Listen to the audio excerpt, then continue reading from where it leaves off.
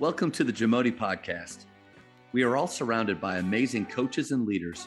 So let's get an inside look at not just what they do, but how they do what they do. After all, becoming the best versions of ourselves is JAMODI, just a matter of doing it. The JAMODI podcast is powered by Sideline Interactive. Sideline Interactive is the leading manufacturer for high-quality, innovative scoring tables and LED video display boards that help coaches and schools bring more excitement to fans, create huge fundraising opportunities, and make their jobs easier. Visit sidelineinteractive.com to check out their amazing products. I don't think you have any clue, but you've influenced me on scouting in a big way. And the reason I say that is Wes and I mean, we were in the same district with Daryl Kraft in McKinney North, and he is just famous for his scouting and how he's at almost, it seems like, all of your games, and he knows all of your calls, and it's just incredible. So, Wes and I were thinking we have to do that, and I think Coach Watson mentioned you, and just that you don't necessarily go to a lot of games, but you'll get the film. And your whole idea was, I'd rather be home. I want to save that time. Is that still something that you do? And I just want to thank you, because it's really, how many things do we do as coaches? We do it because either we think we have to, we think everybody else is doing it, or it's we think everybody's always done that. And then you hear somebody like yourself do something differently, and it changes your perception. Well, it's funny you say that, because the last question that we were going to talk about is what I do differently, and at the bottom here, and I'm glad you mentioned that, and it's easy for me to get emotional on this, but I think that's one thing that I have done that I did a good job of, as far as what I wouldn't do differently. And I was raised with a single parent mother, divorced, didn't know my dad, and I vowed that when I got married and had children, that they would not have to go through what I did.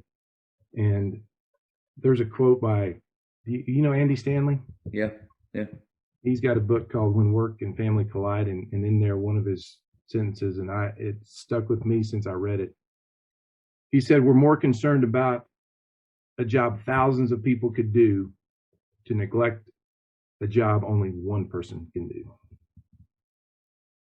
Which means, my job, anybody could be a head coach at Highland Park. There's thousands of people that would do a great job better than I could, but only myself can be the husband to my wife and the dad to my children.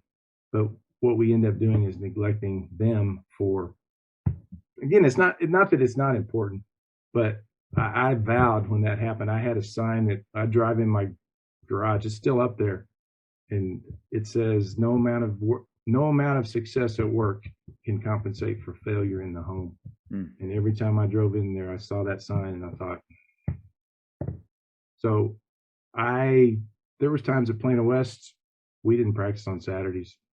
We just didn't, because I'd rather watch my son or daughter play, or go to a music recital, or whatever the activities they were in. I didn't want to miss that. And I missed some, but I really do feel like I did a good job. Not great, not perfect, but it was conscious in my mind that I didn't want that to happen. And as well as I, there's coaches that, they've won a lot, but what was the expense? What was the cost? Yeah. The cost, the whether it was broken marriage, children are messed up, I didn't want to pay that price. And ultimately, you have to have, and you have one, it's the best wife.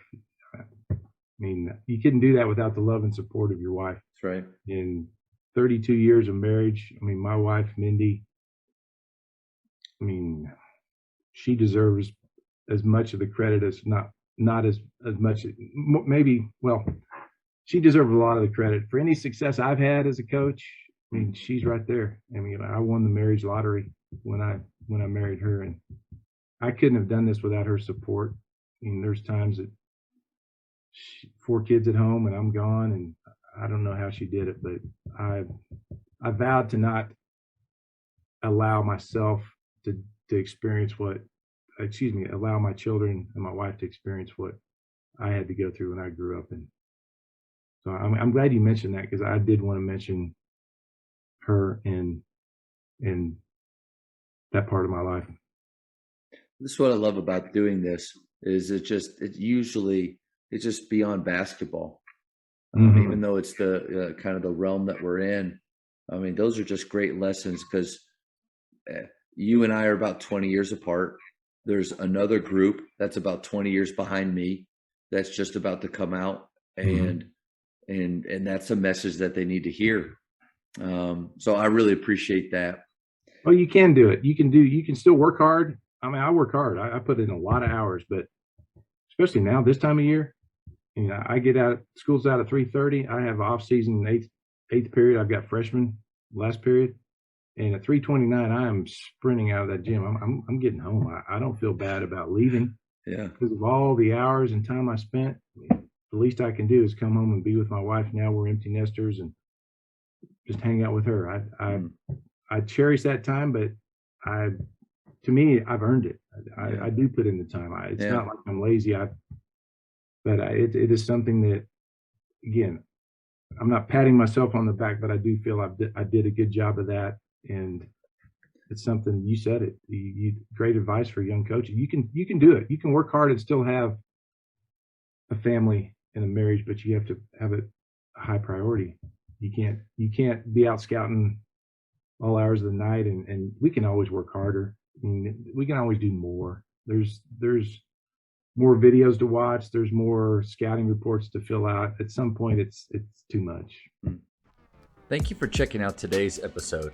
Please take a moment to subscribe to this podcast, share it with your fellow coaches, and find us on social media for what's coming up next on the JAMODI podcast. It's just a matter of doing it.